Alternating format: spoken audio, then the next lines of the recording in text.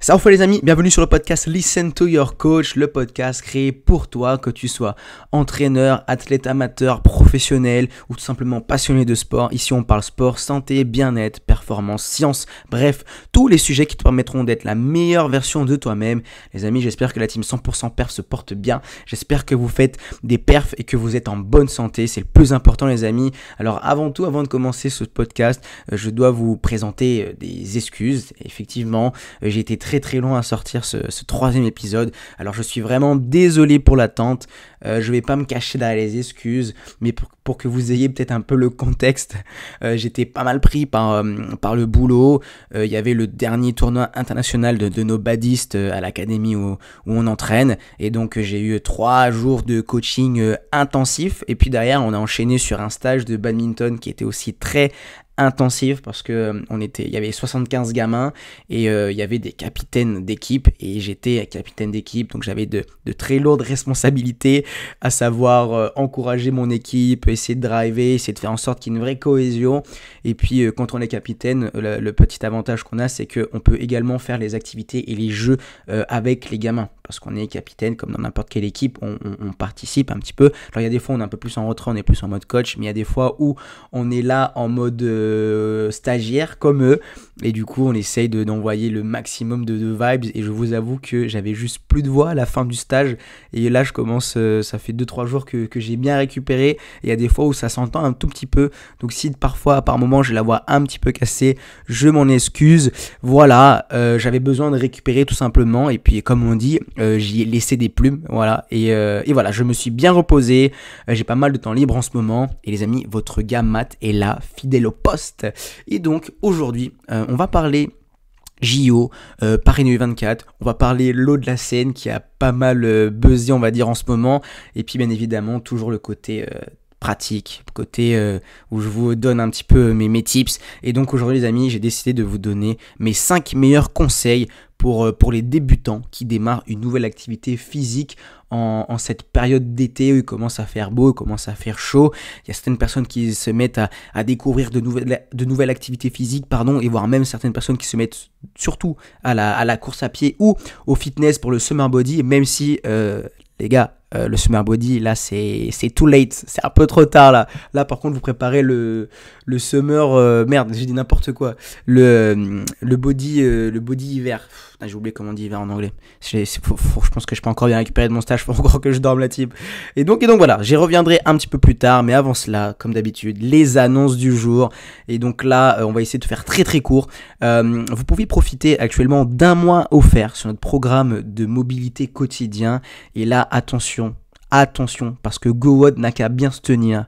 Mais si j'ai une promesse à vous faire, et j'en fais pas souvent, c'est que les amis, si vous testez le programme, vous ne voudrez plus jamais faire GoWOD Mobility First. En tout cas pour ceux qui font GoWOD, la vie de WAM, vous n'aurez plus envie de faire GoWOD les amis. Voilà, ils n'ont qu'à bien se tenir. Vous avez 1 mois d'essai gratuit, rien à perdre, avec le code ONEMOUNTH, M-O-U-N-T-H, pour ceux qui ne parlent pas bien anglais. Et donc voilà, vous avez 1 mois offert. Le code sera en description de cet épisode. Comme d'habitude, vous aurez les informations nécessaires en description. Ensuite, vous pouvez actuellement bénéficier de 45% de réduction sur notre programme Burn and Get Fit. C'est le programme que j'ai sorti il y a à peu près, peut-être 1 mois à peu près. Et donc notre programme Burn and Get Fit, qui je rappelle est un programme hybride adapté à la perte de masse grasse et à l'amélioration de votre endurance. Et donc actuellement, vous pouvez bénéficier jusqu'au 8 août de 45% de réduction. Donc les amis, il ne faut pas trop traîner. En gros, vous avez 3 semaines pour en bénéficier. Voilà, c'est tout le mois, tout jusqu'à la fin du mois de juillet et début août. Donc voilà le code GetFit45 en majuscule, GetFit 45. Voilà, vous avez 3 semaines pour en bénéficier, 45% de réduction. Et enfin, je termine les annonces avec la grosse nouvelle du jour. Et voilà, après des semaines de travail et de préparation, je suis vraiment fier de vous annoncer la sortie de notre dernier et nouveau programme de préparation physique, le programme Free to Move, en collaboration avec CrossFit des Graves. Et donc c'est un programme unique et osé, spécifique à la prévention des blessures et à l'optimisation des mouvements pour les athlètes de CrossFit. Donc les amis, c'est simple. Aujourd'hui, dans le monde du CrossFit, vous avez des programmes de préparation physique qui vous proposent d'améliorer votre force, qui vous proposent d'améliorer votre technique en haltérophilie, votre technique en gym, votre endurance, votre cardio, bref. Et en fait, je me suis dit, mais il y a aucun programme, j'ai jamais vu aucun protocole, ou en tout cas, s'il y en a, ils sont vraiment rares. Il y en a très très peu de programmes qui proposent juste un protocole, on va dire, de réhabilitation et de réathlétisation. On vient un petit peu mélanger kinésithérapie et préparation physique, renforcement musculaire, travail unilatéral, travail perceptivo-moteur, travail d'oculomotricité, travail cognitif. En fait, tout simplement, tous ces petits trucs qu'on fait en prévention des blessures.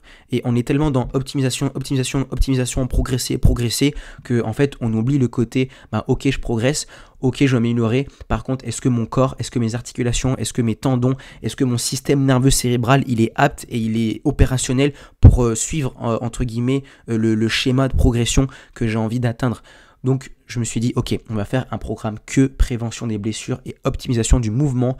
Donc là, en gros, vous allez avoir des mouvements à élastique, des mouvements dumbbell, charge légère, vous avez un petit peu de charge lourde. Voilà, pour donner un petit peu de contenu là-dessus, il y a du travail de force, mais pas du travail de force classique que vous pouvez retrouver sur du squat ou sur du bench press. Vous allez avoir plutôt de l'isométrie. Vous allez pousser contre un mur sur une jambe, donc de l'isométrie en unilatéral. C'est quelque chose que l'on fait jamais et qui pourtant est hyper important. Et c'est une méthode de contraction et d'optimisation de la force comme une autre. Et voilà, on essaye de venir varier les stimulus pour que le corps soit en constante adaptation. Et c'est ça qui fait que l'on progresse. Puis voilà, vous avez mis du travail d'oculomotricité. Donc l'oculomotricité, c'est la capacité des yeux à se déplacer et surtout c'est votre capacité à peut-être fixer un point fixe. Et par exemple, quand vous êtes en haltérophilie en gymnastique, qu'est-ce qu'on vous dit en cours? Ok, regarde droit devant toi, prends un point fixe et tu fais le mouvement en regardant le point fixe. Et bien ça aussi, ça s'entraîne. Ok, et donc ça fait partie pour moi des points pour optimiser le mouvement et des points pour prévenir les blessures. Donc en gros, sur ce programme, on vous propose vraiment quelque chose d'unique qui va vous permettre de dire juste stop aux douleurs. C'est vraiment le but de ce programme, de ne plus avoir aucune douleur, ou en tout cas qu'elle soit vraiment minime, et surtout c'est que vous n'ayez plus peur de vous blesser, que vous ne soyez pas dans l'appréhension, que vous ne soyez pas dans la peur de vous blesser ou de vous reblesser. Et donc voilà, aujourd'hui c'est vraiment le programme, je pense, qui peut changer la donne, en collaboration avec CrossFit des Graves. Donc voilà, c'est actuellement les amis, c'est les vacances, vous avez du temps, fructifiez votre temps, utilisez-le à bon escient, soyez curieux et venez tester pour une progression saine et durable. Voilà, comme d'habitude, tout cela est disponible sur Hustle Up. Et donc pour synthétiser un petit peu tout cela, vous avez les 3 programmes les amis: 100% mobilité, Burn and Get Fit, avec une offre et une réduction à durée limitée. Et puis vous avez la sortie de nouveaux programmes Free to Move. Voilà, tout cela disponible sur Hustle Up. Bien évidemment, je vous mettrai le lien en description pour télécharger l'application et pour retrouver également directement les programmes en question, avec les codes également. Je mettrai en description les codes hyper importants, que je n'oublie pas les amis, il faut que je mette les codes, sinon c'est un peu la cata. Voilà, bref, j'ai un petit peu fait le tour là-dessus, j'étais efficace, je crois à peu près 4-5 minutes, je suis fier de moi, je suis content. En ce moment j'essaye d'aller droit au but quand je dis les choses, j'ai souvent tendance à tourner autour du pot, donc voilà. Les amis, les news of the week comme d'habitude, donc les actus de la semaine, et vous savez très bien, en tout cas si vous êtes en France ou si vous êtes passionné de sport, le jour J approche les amis, le grand pas pour Paris, c'est bientôt, je crois que c'est le 26 ou le 27 juillet, la cérémonie d'ouverture des Jeux Olympiques, et vous avez sans doute entendu parler de Anne Hidalgo, de la Seine, des JO, les stades sur la place des merde, j'ai oublié comment s'appelle le nom, mais près de la Tour Eiffel. Voilà. Donc aujourd'hui, apparemment, les amis, l'eau de la Seine est enfin propre. Et Anne Hidalgo, elle a fait sa petite baignade, t'as vu, elle a mis ses petits coussins pour être sûre de ne pas se noyer et de pas boire de l'eau qui est potable peut-être, a priori. En tout cas, je sais pas si elle est potable, j'avoue que j'ai pas trop checké. Mais en tout cas, les normes, les critères de qualité, a priori, sont corrects. Et voilà, ce qui est très marrant, c'est qu'ils avaient repoussé la date de la baignade plusieurs fois. Franchement, je sais pas combien de temps ça a duré, mais je pense que ça a bien fait 2 mois facilement, que genre toutes les 1-2 semaines. Oh, et le critère de l'eau, il est pas bon, du coup, je vais pas me baigner. Tu vois, un peu en mode petite nature, ça m'a fait un peu rire, je vous avoue. Mais voilà, bizarrement, hein, à 10 jours des JO, comme par magie, les critères sont bons et l'eau est bonne. Je mets vraiment des guillemets. Alors attention, je ne vais pas crier au complot, ce n'est vraiment pas mon genre. Mais bon, si on est réaliste et qu'on fait un petit peu ces petites recherches, on se rend compte qu'il y a quand même 1 milliard d'euros qui a été investi, je dis bien les amis, 1 milliard d'euros, juste pour le projet de purification de l'eau du fleuve de la Seine. 1 milliard d'euros, les amis. Et donc quand vous êtes à moins de 2 semaines de la deadline et que vous avez mis 1 milliard d'euros, franchement, perso, je serais dans ce cas-là, je serais prêt à faire n'importe quoi, à faire n'importe quel truc bidon pour faire en sorte que les critères soient good. Donc voilà, je trouve ça quand même un petit peu bizarre. Bon, après, tant mieux, parce que je pense que ça va vraiment être quelque chose d'incroyable, que les athlètes puissent nager dans la Seine. Personnellement, je trouve ça vraiment beau. Après, bon, voilà, est-ce que l'eau est réellement... Est-ce que les critères de qualité sont réellement remplis ? Je pense qu'on ne le saura jamais réellement, et il y a ceux qui sont... c'est quelque chose qui nous dépasse, il n'y a que ceux qui sont dedans, qui connaissent la vérité. Mais bon, dans un sens, ça m'attriste un petit peu, parce que dans certains pays, et même en France, dans les dom-toms, et là, bien évidemment, je vais évoquer le gars de la Guadeloupe, mais vous avez certaines personnes qui ne peuvent pas juste boire l'eau potable du robinet, ou alors il y a des coupures d'eau, et pour s'approvisionner en eau potable, ils sont obligés d'aller acheter des packs en magasin. Les amis, on est en 2024 en France, il y a ce genre de choses qui arrivent, et à côté, tout le monde se prend la tête, oui, l'eau de la Seine pour une petite baignade et tout. Franchement, ça m'écœure un petit peu. Alors peut-être que je suis sensible à ça, parce que moi je viens de là-bas, je suis martiniquais, donc forcément, quand je vois que des fois j'ai des proches qui ont des coupures d'eau, qui ont du mal à s'approvisionner en eau, et puis à côté on fait tout un cirque pour l'eau de la Seine, pour une baignade. Je vous avoue que dans un sens ça m'écœure un petit peu, et voilà, des fois j'arrive pas à comprendre quelle est la priorité des politiques en France. Mais bon, on sait très bien où se trouve l'oseille, voilà, on sait comment ça se passe, on connaît les priorités des politiques en France. Voilà, personnellement, plus rien... tout cela me dépasse, j'essaie plus de comprendre. Mais bref, à côté de ça, les amis, vous avez les athlètes qui continuent de se préparer au JO, et on se rapproche de la deadline, et du coup, les athlètes doivent également se rapprocher de leur, j'appelle ça le momentum de force, donc ils doivent se rapprocher de leur potentiel max. Donc on va dire que normalement c'est 100%. Et évidemment, le but, pour eux, les JO, c'est l'événement de toute une vie. Donc leur but, c'est d'être à 100%, voire 105, 110% de leur capacité le jour J. Et donc certains athlètes se rapprochent de leurs limites physiologiques et mécaniques. Et voilà, et leurs capacités ils arrivent à 100, 105%, comme j'ai déjà dit. Et vous avez pu remarquer peut-être on a pu observer 2 types de cas. Donc on avait le cas des records personnels qui tombaient, notamment en France en athlétisme. Sur le demi-fond, on a eu pas mal de records. J'ai également vu sur l'Ukrainienne en saut en hauteur qui a également fait un record. Donc voilà, ces athlètes, ils ont fait une très bonne préparation physique avec leur staff, et ils arrivent à une phase où ils sont vraiment au top de leur forme, et on a des records c'est pour le saut en hauteur, je ne vais pas dire de bêtises, mais il me semble que c'est le record du monde qui a été battu et qui était détenu depuis des années. Donc voilà, je trouve que par contre ce côté-là, ça promet vraiment on va avoir de très belles images, de belles performances, je pense, pour les Jeux Olympiques, et je pense dans à peu près tous les sports.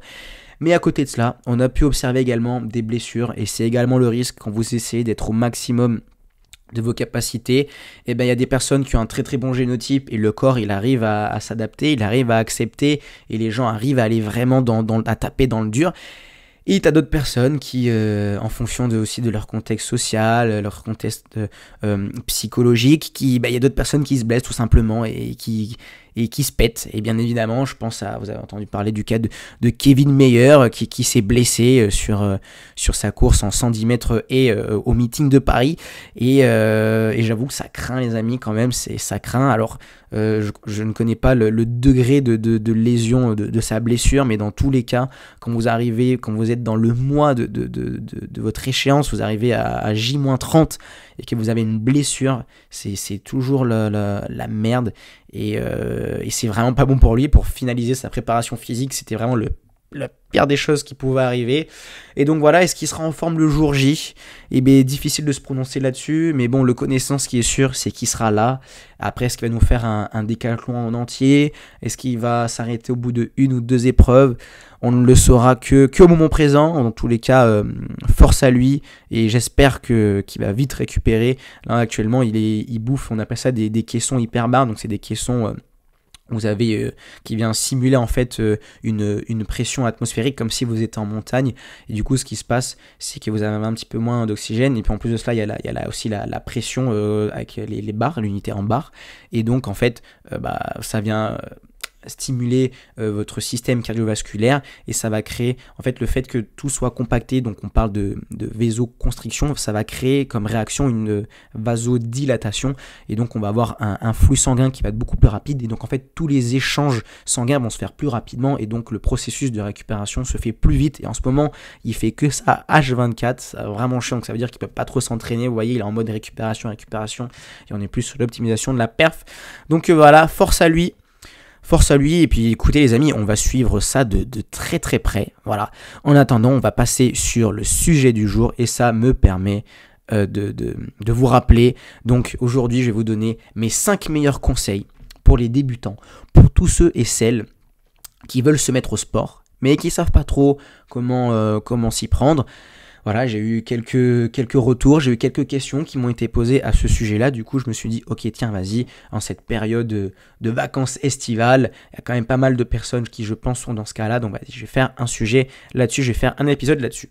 Et donc, les amis, dans cette partie, je ne vais pas forcément vous apporter des solutions toutes faites. Je vais plutôt vous apporter des idées, des réflexions et un schéma de pensée que vous allez essayer d'appliquer sur vous-même pour tout simplement déjà dans un premier temps prendre un maximum de plaisir, et je pense que ça c'est le mot d'ordre.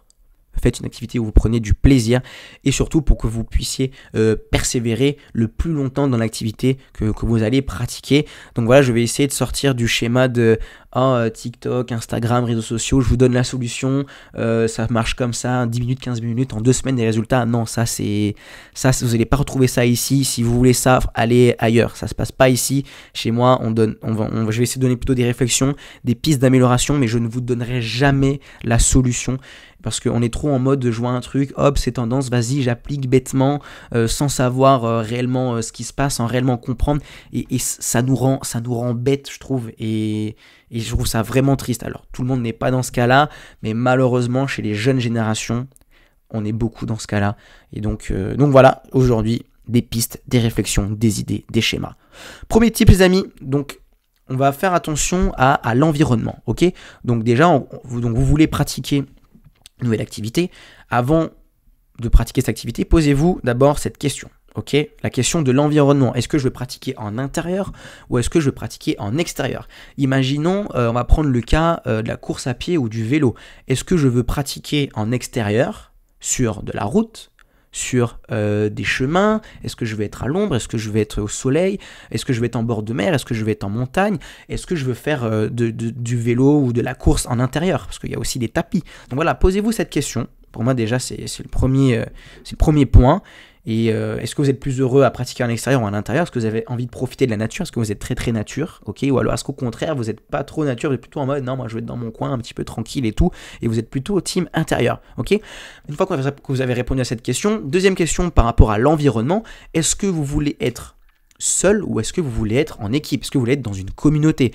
Est-ce que je veux pratiquer ma course à pied, mon vélo, mon fitness, ma muscu seul? Je vais être dans mon coin, tranquille, ou est-ce que je vais être avec un pote, deux potes? Est-ce que je veux, par exemple, en CrossFit, vous avez des cours collectifs. Et donc dans le cas de la muscu, eh bien, vous avez des...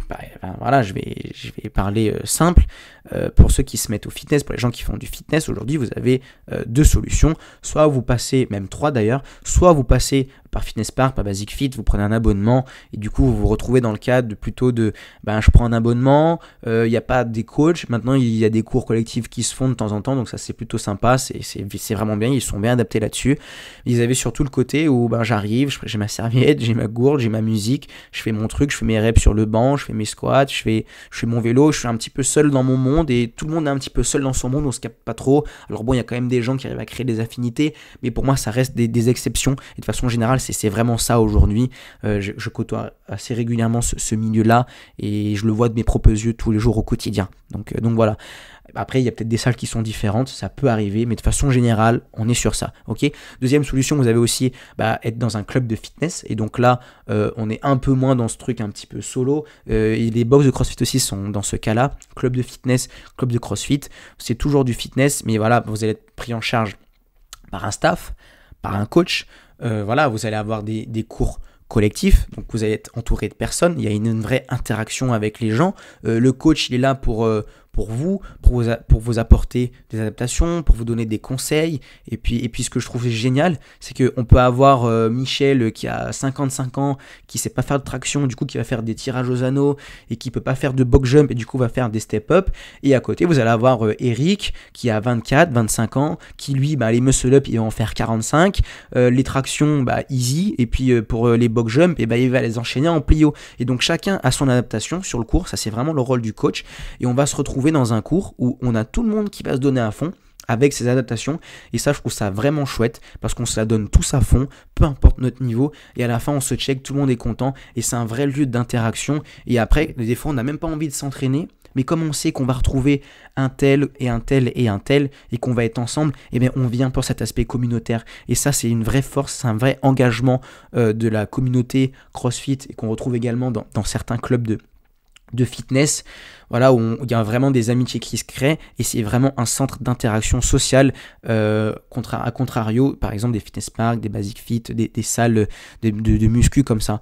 Donc voilà, posez-vous cette question, est-ce que je vais faire du fitness, est-ce que je vais être solo, ou est-ce que je vais être dans un groupe? Si je pense que nous sommes tous intéressés par l'aspect communautaire, voilà, sur l'aspect santé psychologique, je pense que c'est pas à négliger, et même si justement on a plutôt tendance à se dire moi je ferais plutôt team solo, mais non, en fait personne n'est team solo, on a toujours besoin d'interaction, notre cerveau se nourrit de cela, on apprend comme ça, et on vit comme ça, on est heureux par l'interaction sociale, donc je pense que n'importe qui devrait au moins passer par là. En tout cas, si vous avez des doutes à ce sujet-là, écoutez, testez, venez tester et vous verrez par vous-même. Deuxième tips, les amis, essayez de choisir la meilleure activité possible. Donc, est-ce que j'aime courir? Est-ce que j'aime faire du vélo? Est-ce que j'aime nager? Est-ce que, voilà, ok, je veux faire du crossfit, je veux faire du fitness, ok. Est-ce que je serais plutôt attiré par de la gymnastique? Est-ce que je serais plutôt attiré par de l'haltérophilie? Est-ce que je serais plutôt attiré par une activité longue, cardio, type trail? Voilà, c'est des questions que vous devez vous poser. Et si vous n'avez pas trop les réponses à ces questions, c'est simple. Testez. Soyez curieux. Il y a des essais que vous pouvez faire gratuitement dans certains clubs. Des fois, il faut plus payer 10 €. Mais voilà, c'est un investissement. Bouger, c'est investir dans sa santé. Donc venez tester, et surtout tester en adéquation avec votre temps libre. N'allez pas tester une activité si vous savez qu'au bout de 2 semaines, vous allez être pris par le boulot et vous ne pourrez plus venir. Il y a toujours des jours dans la semaine où on finit un petit peu plus tôt. Voilà, typiquement, souvent pour les gens, c'est le mercredi. Les gens, ils vont finir vers 15h, 16h, 17h. Peut-être là, essayez de trouver un club, un lieu, une salle où vous savez que vous pourrez venir vous entraîner. Je sais pas, moi, je dis n'importe quoi. Peut-être de 18h à 20h, 20h30. Voilà. Essayez de trouver des lieux, des activités en adéquation avec votre temps libre, et tester pour savoir ce qui vous convient le mieux. Troisième conseil, les amis, la régularité avant l'intensité. Bien souvent, on veut vite rentrer dans intensité, sauf que pour moi, l'intensité, déjà dans un premier temps, elle doit être adaptée aux uns et aux autres.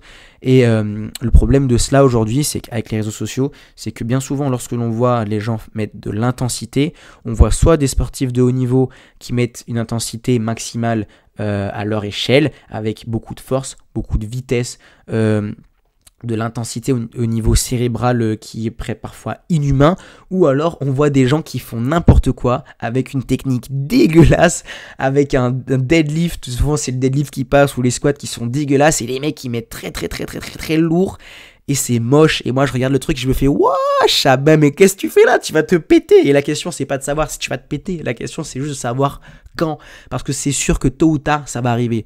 Donc, régularité avant l'intensité, ok? Et quand je parle de régularité, je veux bien évidemment parler mettez d'abord de la fréquence peut-être dans vos entraînements. Commencez 1-2 fois semaine et on mettait de la régularité, et ça vient un petit peu avec le 4e tips. Avant de mettre de l'intensité, mettez de la régularité, travaillez par exemple la technique, travaillez l'exécution du mouvement. Et donc en lien avec le 4e tips, que je vais y venir juste après, on va parler d'intention.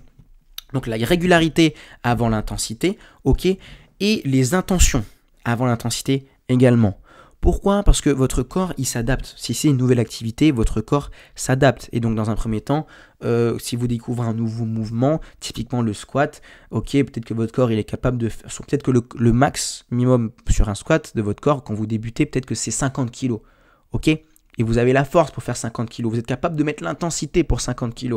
Mais est-ce que votre technique vous permet de faire les 50 kg de façon saine, ok? Et de façon à ce que vous ne vous pétez pas au bout de 2-3 semaines et que vous développez des lumbagos et des douleurs lombaires.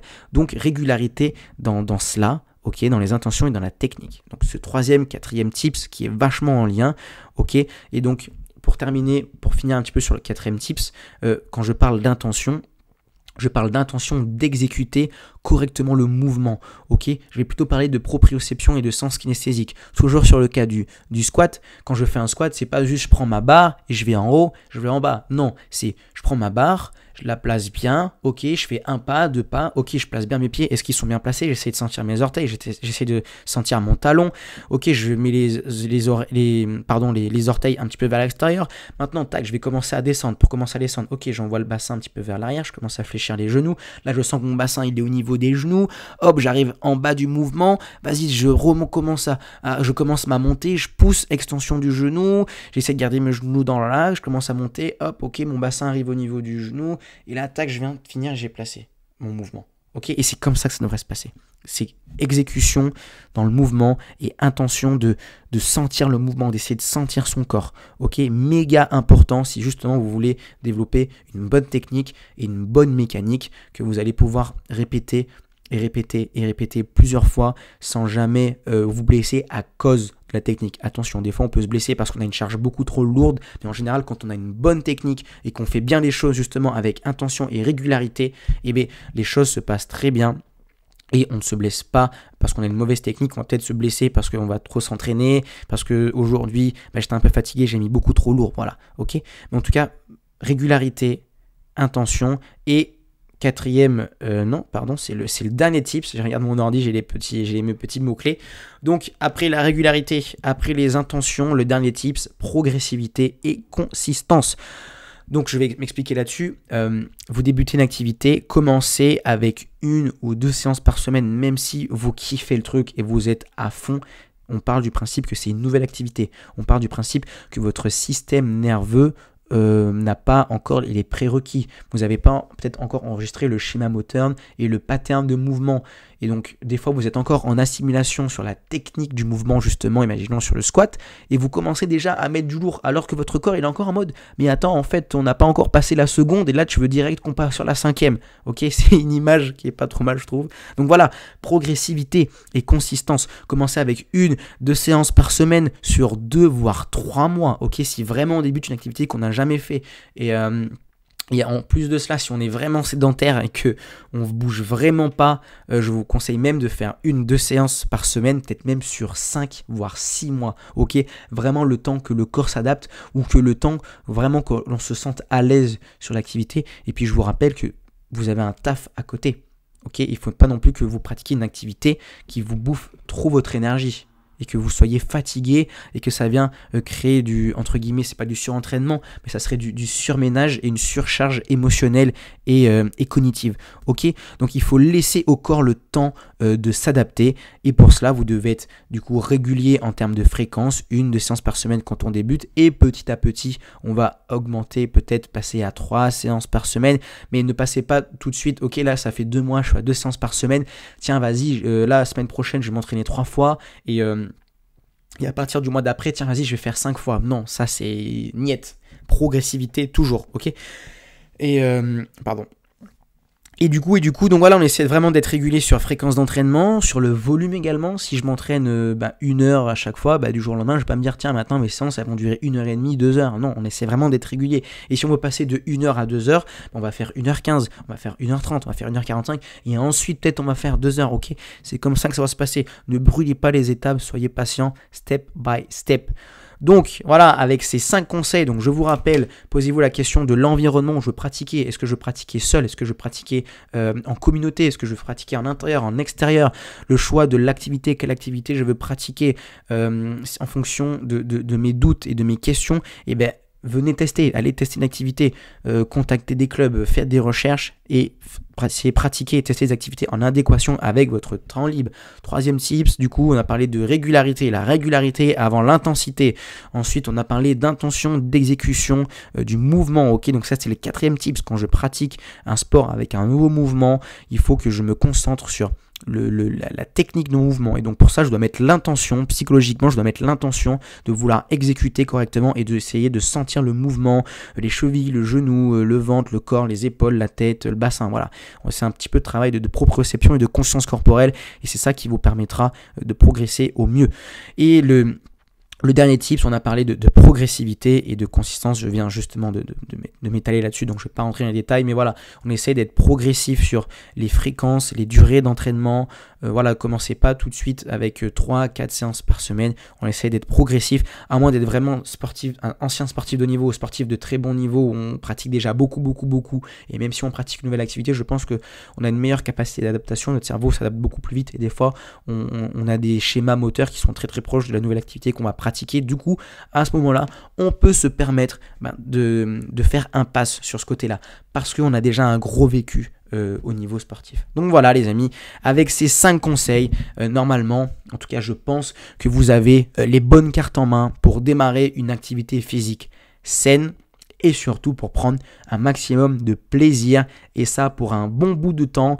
Du coup, le plaisir, ça serait le 6e tips bonus. Faites une activité où vous vous sentez heureux, où vous prenez du plaisir. Si vous testez un truc, vous n'êtes pas heureux et vous dites ouais bof, faites autre chose, tentez autre chose. Et quand vous avez trouvé le truc où vous êtes vraiment bien, restez-y et consacrez du temps là-dessus. Ça vous permettra d'être en meilleure santé sur l'aspect physique, sur l'aspect émotionnel, et puis ça vous permettra aussi à votre entourage peut-être de s'imprimer de cette aura que vous allez avoir. Donc voilà, je vais clôturer l'épisode les amis. Merci à tous de m'avoir écouté. Bien évidemment, je vous rappelle que vous pouvez booster le podcast, vous pouvez m'aider en lâchant un like, en mettant des étoiles. Vous pouvez mettre 2, 3, 4 étoiles, ça vous a plu? Mais non, 5 étoiles les amis. Non, 5 étoiles. Ça me prend du temps de vous préparer cela. Voilà, avant, je fais hop mes petits mots-clés, je me pose, je mets le téléphone, je calibre le son. Donc voilà, ça me prend un petit peu de temps, et je le fais sur mon temps libre, et je le fais gratuitement. Donc voilà, en échange, mais du coup ce que je vous demande un petit peu en contrepartie, c'est juste de m'aider à booster les épisodes. C'est du contenu gratuit, accessible à tout le monde, et je sais qu'à votre échelle, la plus petite soit-elle, vous pouvez booster les épisodes et les podcasts avec moi. En tous les cas les amis, je compte sur vous. Vous pouvez faire aussi un screen si vous avez kiffé, si les conseils vous ont plu et que vous pensez que ça peut aider peut-être vos proches. Tac, petit screen de l'épisode sur Spotify, sur Deezer, sur Apple Podcast, je ne sais pas sur quelle plateforme vous êtes.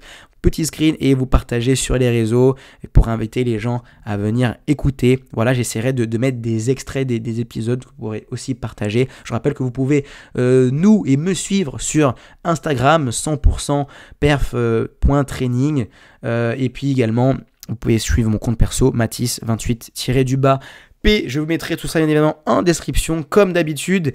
Les amis, prenez soin de vous. Profitez de vos proches, profitez de votre temps libre, profitez de votre famille, profitez de vos temps libres pour bouger.